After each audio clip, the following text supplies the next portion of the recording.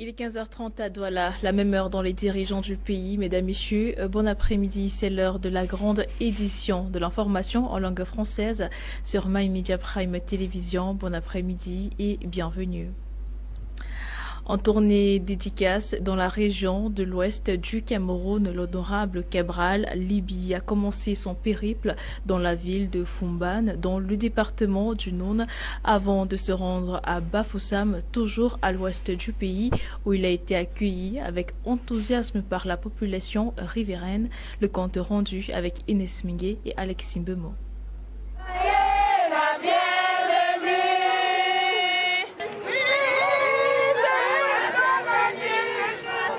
C'est dans une ambiance conviviale que s'est déroulée la tournée de dédicace du livre intitulé « Ce que j'ai vu », manifeste de la rupture et du progrès de Cabral Libi de la région de l'Ouest. Après Foumban et Tiang, c'est au tour de la population de Bafoussam d'accueillir l'événement, un rendez-vous local qui a réuni à l'hôtel Tolatel un grand nombre de personnes. Politiciens, acteurs de la société civile et lecteurs entre autres sont venus nombreux pour découvrir l'ouvrage qui promet de livrer une vision nouvelle et audacieuse pour un Cameroun nouveau. Nous pensons que pour que les Camerounais se fassent une idée des offres politiques qui sont mises à leur disposition, il faut qu'ils prennent connaissance de la nôtre. Et c'est pour ça que nous venons ici, à Bafoussam, dans une cérémonie comme celle-ci, pour discuter directement avec les compatriotes et répondre à leurs questions et leur donner déjà un aperçu de ce qu'il y a dans l'ouvrage. Et nous restons convaincus. Cette présentation est ainsi l'occasion pour le président du PCRN de dévoiler en quelques fragments de son œuvre et de partager sa vision avec son auditoire. La rencontre a été marquée par des échanges avec les personnalités politiques et de la société civile qui ont salué la qualité de l'œuvre et la démarche démocratique de Cabral Libi pour le Cameroun de demain.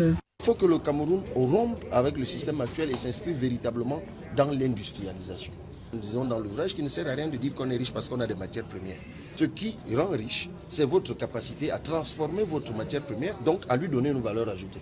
Nous avons un potentiel hydrique incroyable, un potentiel énergique incroyable, mais nous sommes pauvres parce que nous ne convertissons pas cette matière première en produits dérivés qui créent donc de la richesse. Il était donc question pour le président du PCRN de partager et d'expliquer en des termes simples sa vision et celle de son parti une fois aux affaires. Un moment pour fixer définitivement le cap, mais aussi engager les Camerounais de tous bords à prendre leur part de responsabilité dans le destin commun, car dans ce qu'il a vu, la relève du Cameroun se fera par tous les Camerounais.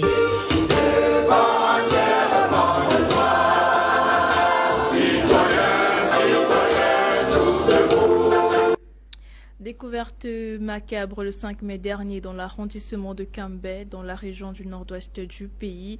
Les corps inertes de deux marchands de bétail pris en otage ont été retrouvés par une population paniquée. Une actualité qui rappelle la suffisance de l'insécurité qui règne dans cette partie du pays. Joseph Betty Otto.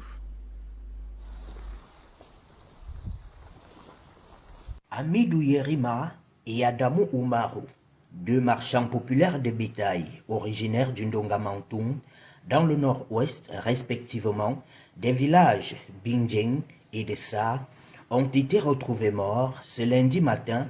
Leurs dépouilles ont été retrouvées dans la localité d'Omboafi par les populations. Selon les riverains, les deux civils camerounais ont été enlevés lorsqu'ils circulaient dans un véhicule de transport en commun par des individus non identifiés. Leurs ravisseurs ont par la suite utilisé leur téléphone pour exiger une rançon de leur famille auprès desquelles ils ont collecté 2,2 millions de francs CFA. En plus de cette rançon, ces malfrats vont finir par exécuter leurs deux otages et abandonner leurs corps dans un village voisin. Les dépouilles des victimes portaient d'horribles crasses de souffrance, ligotées et battues avant d'être brutalement assassinées. Les victimes ont été enterrées dans une tradition strictement fulano-islamique dans leur village d'origine. Un incident qui met en lumière la gravité de la crise dans les régions du nord et du sud-ouest du Cameroun, où des civils sont les principales victimes dans ce conflit. Parlons d'un autre phénomène d'insécurité. Il s'agit cette fois-ci de Boko Haram, qui est toujours d'actualité justement et qui a fait de nouvelles victimes ce 6 mai 2025 dans la région de l'extrême nord du pays. Une violente attaque qui a causé un décès, de nombreux blessés ainsi que d'énormes dégâts matériels. Awadali pour les précisions. La région de l'extrême nord, à nouveau en état de choc. Après une attaque sanglante menée par le groupe terroriste Boko Haram ce 5 mai 2025 dans la localité de Hile Halifa. Dans une spirale de violence qui ne semble pas avoir de fin, un militaire camerounais est tombé sur le champ d'honneur et plusieurs blessés transférés à l'hôpital de district de Makari pour des soins appropriés. 2 véhicules de la mairie stationnés dans le garage du maire de cette localité ont également été incendiés. De plus, un nombre indéterminé d'armes auraient été emportés par les assaillants. Cet événement tragique rappelle la persistance de la menace que représente Boko Haram dans l'extrême nord du Cameroun et met en lumière les défis constants auxquels sont confrontées les forces de sécurité dans la protection des populations et du territoire. Malgré les efforts déployés, le groupe terroriste continue de mener des attaques meurtrières, semant la terreur et déstabilisant la région frontalière avec le Nigeria. À la suite de la sortie du directeur général de la Société camerounaise des eaux Kamwata annonçant désormais dans les prochains jours la production d'eau minérale destinée à la commercialisation, une annonce qui a fait couler beaucoup d'encre et de salive dans le 5e arrondissement de la ville de Douala. La population s'exprime au micro d'Elvis Fouché et de Francine Mani. Écoutons-les. Alors que la sortie de la note de la Kamwata annonçant son lancement dans la production d'eau minérale fait encore polémique dans les rues de Douala 5e, les avis sont mitigés. Est-ce que cette eau minérale déjà, ça serait pour distribuer à la population ou bien ça serait vendu comme d'autres eaux minérales que nous avons dehors? Tant plus que déjà l'eau déjà potable, nous n'en avons pas. Nos robinets ne coulent pas. Parce que récemment, je suis dans la zone de Koto. Au lieu de distribuer l'eau normalement, ils viennent nous mettre des citernes. On ne sait pas à quoi ça sert. Est-ce qu'on est incapable au Cameroun de nous passer des tuyaux pour nous distribuer l'eau? Et c'est l'autre là qui vont pouvoir satisfaire la population avec. Donc. Un véritable choc et un contresens quand on sait que l'approvisionnement en eau potable au Cameroun connaît encore un gros handicap. C'est la vie de certains intervenants. Il faut d'abord qu'ils satisfassent la population avant de se lancer dans l'eau minérale. L'eau minérale là c'est impossible. Comment une société qui est censée ravitailler les gens en eau potable? Moi personnellement, je suis dans le quartier. Avec les tuyaux qu'on a mis, ça fait au moins 7 ans. Il n'y a jamais l'eau. On utilise que le forage. Donc l'eau pour satisfaire la population, ça les a dépassé maintenant. Il faut maintenant faire que l'eau minérale. C'est impossible.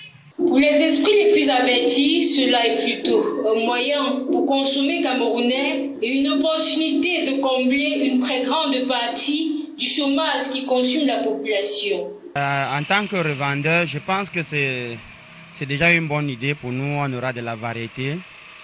Et maintenant, je me pose la question aussi, si peut-être au niveau du travail qui sera de leur travail de la distribution, s'ils vont déjà pouvoir distribuer d'abord l'eau potable aux Camerounais avant de vendre encore une autre eau.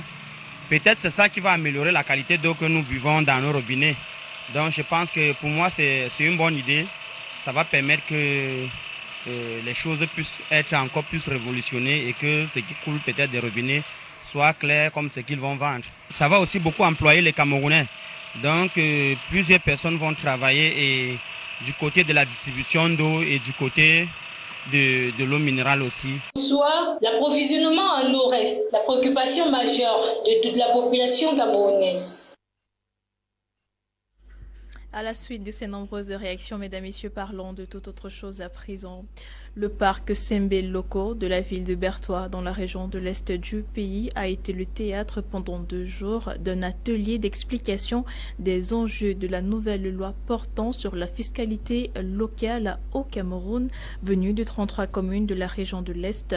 Les maires et autres percepteurs d'impôts ont été mieux édifiés. Un atelier de 2 jours présidé par le gouverneur de la région de l'Est, Grégoire Vongo. Les détails avec Jean-Didier Ndokmo dans ce reportage.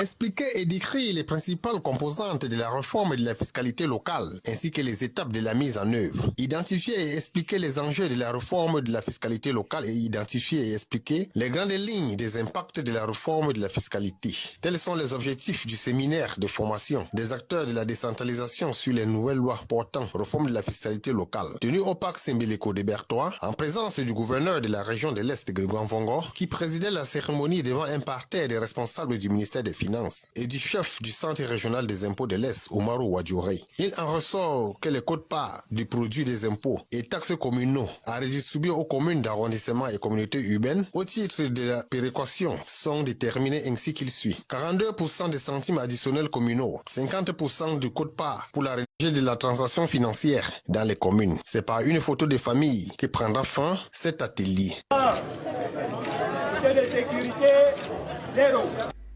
Le 6 mai 2025 est une date désormais importante pour le Cameroun car elle marque la signature d'une convention de partenariat entre le ministère de la Santé publique et la Cameroun Telecommunication, une convention qui marque une avancée significative dans l'insertion de la technologie dans le système de santé au Cameroun.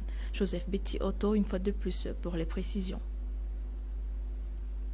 C'est une avancée majeure pour le paysage de la santé au Cameroun. Ce mercredi 6 mai 2025, une convention cadre d'envergure a été signée entre le ministère de la Santé publique du Cameroun et la Cameroun Télécommunications Camtel, une collaboration stratégique qui vise à transformer et moderniser les services de santé à travers le déploiement des solutions télécoms innovantes. La cérémonie s'est tenue dans la salle des conférences du ministère en charge des questions de santé au Cameroun, en présence de son chef, le docteur Manaouda Malachi, le directeur général de Camtel, des responsables sectoriels, des partenaires techniques et financiers, ainsi que de nombreux cadres du MinSanté. Une convention qui a pour principal objectif l'amélioration de l'efficacité, l'accessibilité et la qualité des soins pour tous les citoyens camerounais. Les solutions télécoms innovantes envisagées dans le cadre de ce partenariat comprennent potentiellement la télémédecine permettant aux patients d'accéder à des consultations à distance et de bénéficier de l'expertise des spécialistes, même dans des zones reculées. La mise en place des dossiers médicaux électroniques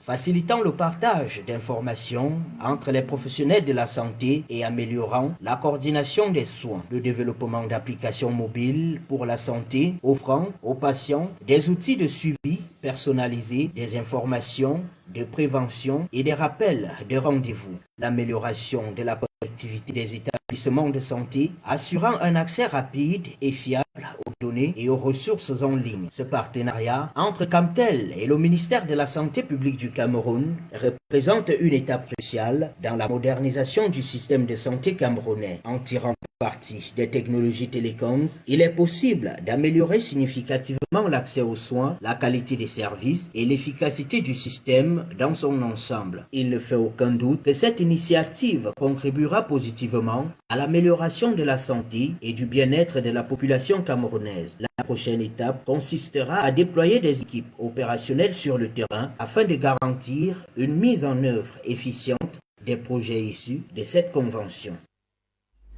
Et dans l'actualité internationale de ce jour, mesdames et messieurs, rendons tour à tour au Gabon, où le nouveau président de la République a été investi, au Rwanda qui renforce sa coopération avec les États-Unis, et en religion, parlons de l'élection du nouveau pape par un conclave qui se tient depuis ce jour.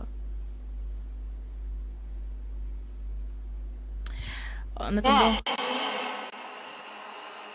Brice Clotaire Oligui Nguema m'engage devant Dieu à respecter, et à défendre fidèlement la Constitution et l'État de droit.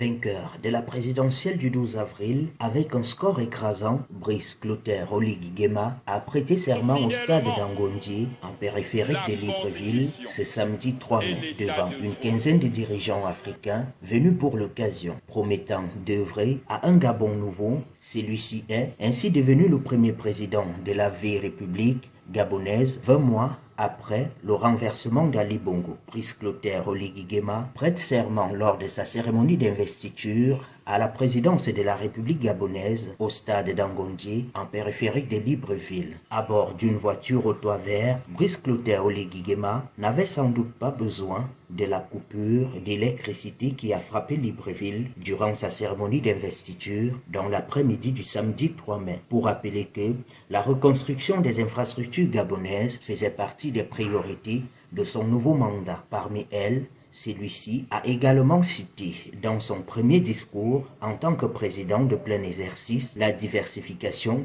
de l'économie, la lutte contre le chômage des jeunes, la transformation locale des ressources naturelles ou encore la lutte contre certains fléaux.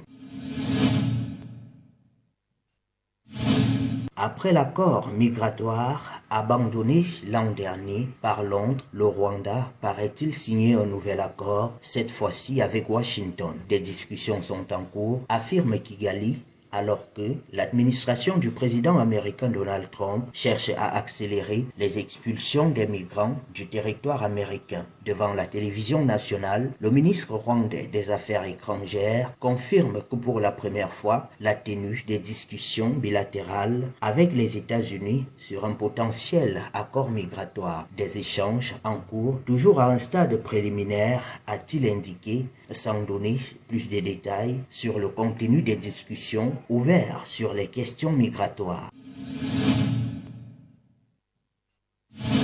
Les cardinaux entreront en conclave le mercredi 7 mai pour l'élection du 266e successeur de Pierre. Pour cet événement majeur de la vie de l'Église, alors que les pronostics pullulent sur les réseaux sociaux, nos seigneurs Raphaël Guilavogui de la Guinée, Marcelin Yao Kouadio de la Côte d'Ivoire et Bonaventure Naïmana du Budel de plutôt prier afin que le Seigneur se choisisse un pape selon son cœur. À partir de ce mercredi 7 mai, les regards et les oreilles seront tournés vers la chapelle Sixtine au Vatican où se tiendra le 76e conclave de l'histoire de l'Église catholique. Enfermés dans cette chapelle, les 133 cardinaux électeurs éliront le 266e successeur de Pierre après le décès du pape François, survenu le lundi 21 avril 2025.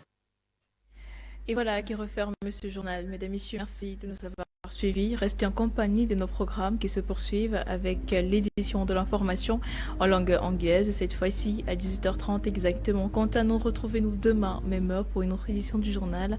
D'ici là, portez-vous bien. Excellente soirée et à demain.